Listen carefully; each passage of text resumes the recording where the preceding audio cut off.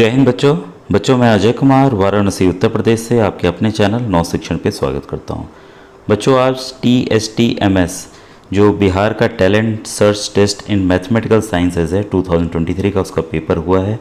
Class 6 का paper आप देख रहे हैं और सवाल आइए करते हैं। और ये सवाल बच्चों आपके लेवल से मुझे लगता है थोड़ा सा ऊपर है और ऐसे ही ये संस्था पुरस्कार नहीं देने वाली है। और जो भी बच्चे अन्य राज्य के हैं जो ओलंपियाड की तैयारी कर रहे हैं, मैथ्स ओलंपियाड की, इन क्वेश्चंस को ज़रूर देखें। बहुत ही अच्छे क्वेश्चंस हैं और ये क्वेश्चंस बेशक ये क्लास 6 का दिख रहा है, ये NMMS एग्ज़ाम में किसी भी एग्ज़ाम में ये बच्चों क्वेश्चंस आ सकते हैं। लेवल काफ़ी ऊपर है। जब आप खुद देखेंगे इन प्रश्नों को तो आपको लगेगा कि किताबों में ये इस तरह के तो सवाल कभी रहते ही नहीं हैं। ठीक है, तो आइए मैं इसको समझा कर बताना चाहूँगा। जो भी बच्चे नेक्स्ट ईयर के लिए प्रिपेयर कर रहे हैं उनको भी एक आइडिया लग सके, वो समझ के चल सके कि आखिर प्रश्नों को कैसे हल करना है। ठीक है, तो पहला प्रश्न जो आपके सामने यहाँ दिख रहा होगा, 6 to the power 67 प्लस 67 को 68 से भाग करने पर शेष बचता है। What is the remainder if 67 to the power 67 plus 67 is divided by 68। तो बच्चों देखिए, इस सवाल को एक्चुअल में नहीं करना है। इसका एक थ्योरम है, इसका एक तरीका है जो अगर आप जान लेते हैं तो आसानी से कर लेंगे। ठीक है, ध्यान रखिएगा कि कोई भी संख्या यहाँ पर 67 दिया, कुछ और भी दे सकता है। ठीक है, x है, x टू द पावर अगर कोई संख्या है n, मान लीजिए कोई भी संख्या n है, ठीक है, और +1 है साथ में। ठीक है, +1 है, 1 के ऊपर भी पावर हम n सेम दे सकते हैं। अगर 1 के घात पे 3 है तो इसका मतलब 1 को हम 3 बार गुणा करेंगे, आएगा 1 ही, तो उससे कोई फ़र्क नहीं पड़ता है। ठीक है, अगर हम इसको भाग देते हैं किससे, x+1 से, x+1 से, ठीक है, तो ये भाग होगा जब n जो है वह आपका ऑड नंबर होगा, यानी कि एक विषम संख्या होगी। इस नियम को आपको याद रखना है कि ये भाग तभी होगा जब ये ऑड होगा। ठीक है, तो इसी नियम के तहत 67, ध्यान रखिएगा, 67 हम देखिए, पहले इसको समझ लीजिए, जो अलग से 67 उसको कैसे लिख सकते हैं, 1 + 66 लिख सकते हैं, कोई दिक्कत, ये समझ गए होंगे आप। अब मैं एक को इसके साथ लिखूँगा। अब देखिए 67 टू द पावर 67 +1, कोई दिक्कत नहीं है ना। ठीक है, +66 ठीक है, इसको हमें किससे भाग देना है भाई? असली क्वेश्चन तो यही है ना कि 68 से हमको भाग देना है, तो हमने 68 से भाग दे दिया। लेकिन 68 है क्या? जो नीचे x+1 है वही तो है, 67 + 1 ही तो है। तो यही नियम, इस नियम के तहत 68 जो है इसको भाग दे लेगा लेकिन इसको भाग नहीं दे पाएगा। क्लियर हुआ? तो यहाँ पर रिमाइंडर कितना आएगा, 66 आएगा। तो बस ये नियम आपको याद रखना था। तो ये इसी नियम से आगे आप कोई भी सवाल भविष्य में आएंगे आपको उसको हल करना होगा। तो 1 का आंसर बच्चों ये C है। ठीक है, अब देखिए नेक्स्ट क्वेश्चन है आपके सामने। एक आदमी के पास कुछ मुर्गियाँ और गायें हैं। ठीक है भाई, कुछ मुर्गियाँ और गायें हैं। हमने मान लिया कि मुर्गियाँ जो हैं वो आपकी x हैं और गाय जो है y है। उनके पैरों की संख्या 140। भाई मुर्गी खड़ी है तो उसके कितने पैर दिखेंगे? 2। गाय खड़ी है तो उसके कितने पैर दिखेंगे? आगे के 2, पीछे के 2, 4 दिखेंगे। ठीक है, ये 2 ये 4 याद रखिएगा। और सिरों की संख्या 48। भाई सिर तो एक ही होगा ना, मुर्गी या गाय, तो यहाँ मुर्गियों की संख्या पूछ रहा है। ठीक है, तो इंग्लिश में भी क्वेश्चन दिखा दें। A man has some chickens and cows, the number of their legs is 140 and the number of head is 48, the number of chickens will be। अब सवाल देखिए, वहाँ पे थोड़ा सा हिंदी वाले में रफ वर्क किया हुआ है, तो हम लोग इंग्लिश वाले में ही रफ वर्क ये आपको करके दिखा दूँ। तो ये बताइए कि मुर्गी का हमने x मान लिया और काऊ को हमने y मान लिया कि भाई उनकी संख्या इतनी है। तो जितने भी मुर्गी है, मान लीजिए x मुर्गी है, ठीक है, 5 मुर्गी है तो भाई उसके कितने पैर होंगे? 5 × 2 करेंगे ना आप, 10 होंगे ना। तो वैसे ही अगर x मुर्गी है, ठीक है, तो उसके कितने पैर होंगे कुल? भाई 2x। जितनी मुर्गियाँ उसको 2 से गुणा कर लीजिए। ठीक है, दे रहा है कि द नंबर ऑफ लेग्स, उसके उनके पैरों की संख्या 140 है, तो हमें 140 करना है। मुर्गी के पैरों की संख्या हो गई। अब गाय के पैरों की संख्या कर लेते हैं। ठीक है, तो गाय कुल है वाई। अब हमको तो भाई संख्या नहीं पता है, तो वाई हमने मान लिया, लेकिन गाय के पैर कितने होते हैं? 4। तो इनका योग जो है वो 140 है। क्लियर। अब वैसे ही देखिए इनके सिर, भाई जितने मुर्गी उतने सिर, एक्स मुर्गी तो एक्स सिर, गाय वाई है तो उतने सिर, सिर कितने हैं? 48 हैं। ठीक है, अब देखिए ये हो गया आपके इक्वेशन, हमको दोनों मिल गए हैं। इसी से हमें खेलना है। अब हम इसको कर रहे हैं 2 से गुणा, ताकि हम इसको घटा सकें। तो 2 को 2, अब पूरे को हम 2 से गुणा करेंगे। या मत सोचिएगा कि एक को हम कर रहे हैं, सबको कर रहे हैं।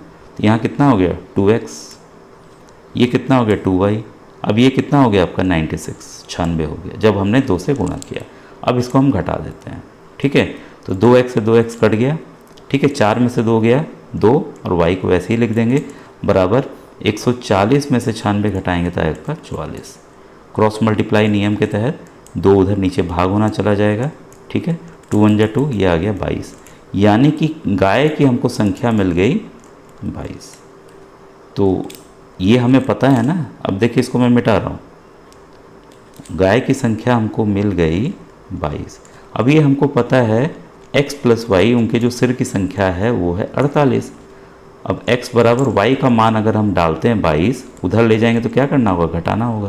तो इसमें से भाई हम घटा दें, कितना आया? 6 और ये 26। ठीक है, तो देखिए आसानी से उत्तर आ गया। ये आसान सवाल था, ये करने लायक था। तो ऑप्शन नंबर डी इसका बच्चों सही है। ठीक है, अब देखिए ये भी काफ़ी टिपिकल क्वेश्चन है, और इसको भी कॉन्सेप्ट के जरिए ही आपको हल करना पड़ेगा। अब देखिए इसमें दिया है 2 टू द पावर, आपको ऊपर, अच्छा आप में तो सही दिख रहा होगा, 2 टू द पावर 50, 3 के घात 40, 4 के घात 30 और 5 के घात 20 में सबसे बड़ी संख्या कौन है? मतलब हमें सबसे बड़ा संख्या बताना है। ये सब पावर में है भाई, सब अलग अलग पावर में है। तो इसको हम कैसे जानेंगे कि कौन बड़ी है कौन छोटी है?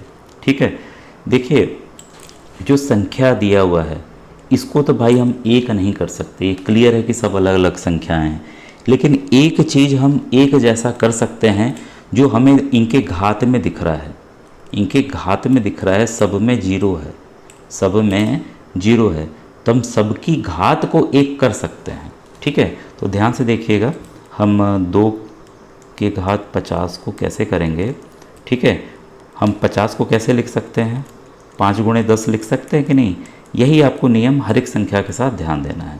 2 के घात 5, ये नियम पता होगा आपको कि x to the power m और ये n होता है, तो x to the power mn होता है। अगर हम इसको गुणा करेंगे 5 और 10 को तो 50 आ जाएगा। तो इस नियम के तहत हम इसको कर रहे हैं। ठीक है, तो नियम भी मैंने बता दिया। अब मैं यहाँ लिख दूँ 2 के घात 50 बराबर 2 के घात 5 उसके घात 10। ठीक है, 2 के घात मतलब 2 को 5 बार खुद से गुणा करेंगे तो 32, 32 के घात 10, ये हो गया इसका।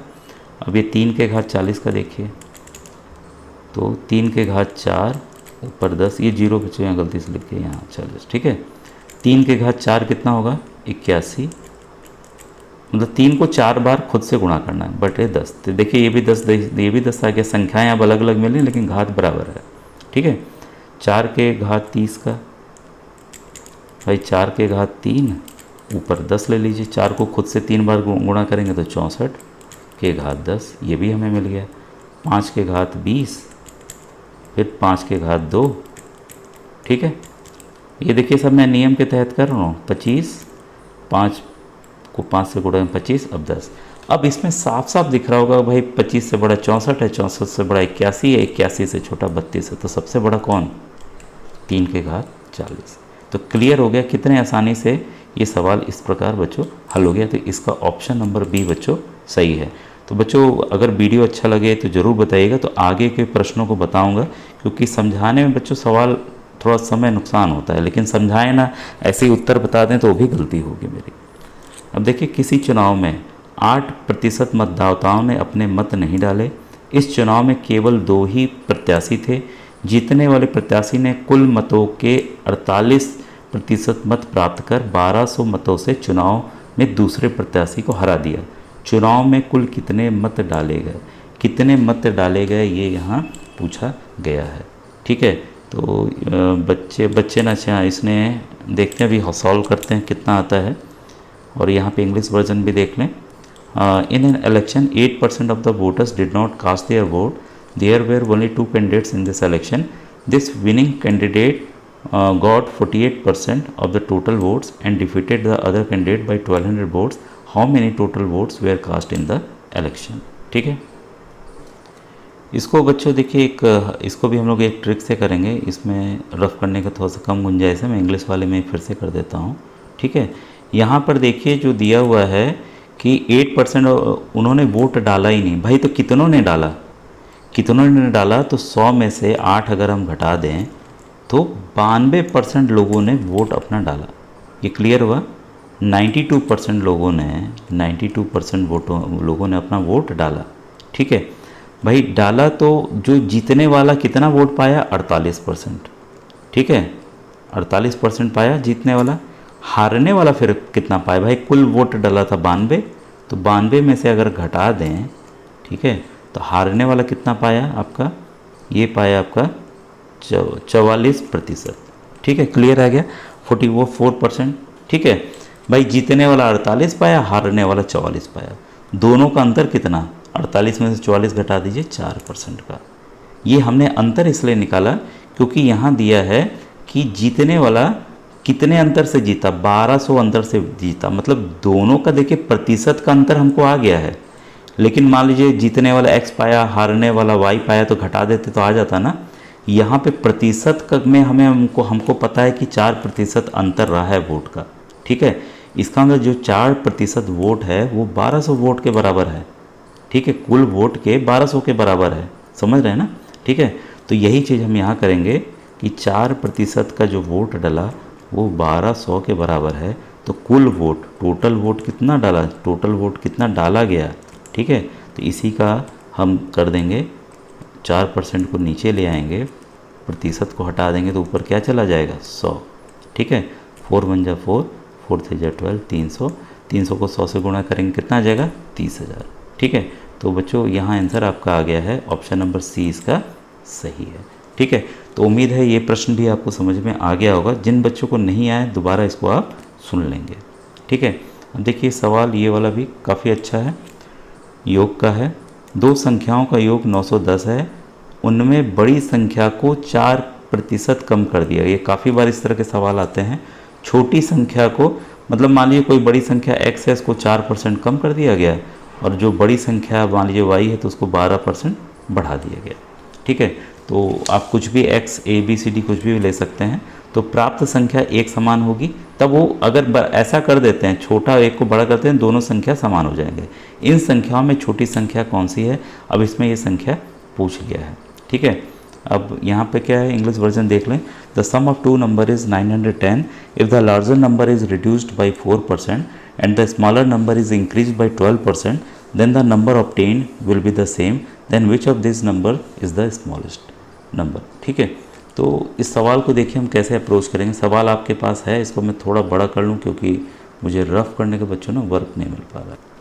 अब बच्चों रफ़ के लिए देखिए हो गया हमारे पास, हमने बड़ी संख्या मान ली a, तो छोटी संख्या क्या होगी भाई, छोटी संख्या जो 910 में से अगर हम घटा देंगे, ठीक है, तो छोटी संख्या हमको मिल जाएगी। 910 में से a घटा दीजिए, वो छोटी संख्या हो गई। ठीक है, एक मिनट देखिए, संख्याओं का जोड़ आपको पता है, दोनों को अगर जोड़ते हैं तो 910 आ रहा है। ठीक है, अगर हमने बड़ी संख्या a मान ली, छोटी संख्या क्या होगी, 910 में से a घटा देंगे, छोटी मिल जाएगी। ठीक है, सवाल कह रहा है कि बड़ी वाली संख्या को अगर हम 4% कम कर देते हैं, भाई 400 में से 100 था, उससे 4% हमने कम कर दिया। ठीक है, तो छोटी संख्या हमने लिख लिया, को अगर हम 12% बढ़ा देते हैं तो 100 का 12% मतलब 112 डायरेक्ट लिख सकते थे, 112% बटे 100, लेकिन कई बच्चों को समझ में नहीं आएगा इसलिए ऐसा लिखना पड़ रहा है। ठीक है, तो अब ये हो गया आपका 100 में से 4 घटाइए, 96 बटा 100, और a को साथ में हम रख लेते हैं, गुणा करेंगे तो इतना आएगा। वैसे ही 910 माइनस a, ये हो जाएगा 112 बटे 100। इसको आप नोट कर लीजिए क्योंकि बच्चों पेज यहाँ कम है। 100 नीचे नीचे कट गया, ठीक है। और हम इसको मान लीजिए 2 से काटते हैं तो छोटा कर लेते हैं, थोड़ा आसान होगा। ये 48 हो जाएगा, मतलब 2 से हमने दोनों तरफ भाग दे दिया, ये समझिए 2 से हमने दोनों तरफ भाग दे दिया, कोई फ़र्क नहीं पड़ेगा, ठीक है। और इसको हम काटेंगे तो ये आएगा आपका 56। अब ये देख रहे हैं कि 8 के पहाड़े में आता है 8 6 = 48, 8 7 जा, ठीक है, मतलब 6A। अब आप इसको नोट कर लीजिएगा, मैं मिटा रहा हूँ। अब ये आ गया हमारा 6A बराबर 910 - A × 7, ठीक है। अब हम क्या करेंगे, इसको हम गुणा कर दें भाई, तो 910 को गुणा करेंगे तो आएगा 0736 - 7A, ठीक है। अब -7A को हम उधर ले जाएंगे तो प्लस हो जाएगा। 7A में 6 प्लस कीजिए, कितना हो गया 13A। 13A बराबर 6370। A बराबर क्या हो जाएगा, क्रॉस मल्टीप्लाई नियम के तहत ये 13 जो है नीचे आ जाएगा, ठीक है। तो इसको हम भाग देंगे तो ये आपका आएगा 4, ये आएगा आपका 7 और फिर हो जाएगा 470, ठीक है। 470 आ गया। सवाल देखिए, ये हमें आपको यहाँ पर बड़ा नंबर मिल गया, छोटा नंबर हमें चाहिए। छोटा नंबर क्या है, उस दोनों का योग 910 है। बड़े नंबर को घटा दीजिए, बड़े नंबर को घटा दें, कितना आएगा 0, फिर ये 4, ये 4, मतलब कि 440। बड़ा नंबर 470, छोटा नंबर 440, ठीक है। तो अब आंसर देखें। अब ये आंसर बच्चों आपके सामने है 440 अभी हमारा आया, ठीक है। तो ऑप्शन नंबर डी बच्चों इस आधार पर सही है, ठीक है। वीडियो कैसा लगा ज़रूर बताइएगा। और बच्चों मैं आपको बताना चाहूँगा कि एक मैं गवर्नमेंट टीचर हूँ और समय मिलता है उस हिसाब से ही बच्चों विभिन्न प्रतियोगी परीक्षाओं की तैयारी मैं कराता हूँ। नवोदय विद्यालय हो गया, आपका सैनिक स्कूल हो गया, ठीक है, काफ़ी कुछ बताता हूँ। NMMS एग्ज़ाम हो गया, जितने स्कॉलरशिप कई स्कीम्स नहीं आती हैं उसके बारे में पूरी जानकारी देता हूँ। बस आपसे रिक्वेस्ट है आप प्लेलिस्ट देखिए और जो भी नीडी गांव के बच्चे हैं या जिनको सुविधा नहीं है तो उनको ज़रूर बताइए। कोई भी मैं कोर्स यहाँ पर यूट्यूब पर बच्चों बेचता नहीं हूँ, ठीक है, सब कुछ फ्री है। और जिस हिसाब से मैंने बताया होगा आपको पता चल गया होगा कि यहाँ पर कुछ भी कोई भी नियम छुपाया नहीं गया, आपको अच्छे से समझाकर बताया गया है, ठीक है। आगे के प्रश्न अगर आपको चाहिए हो तो कमेंट सेक्शन में बच्चों कमेंट कीजिएगा, आगे के प्रश्नों को भी मैं हल करके आपको बताऊँगा। Thank you.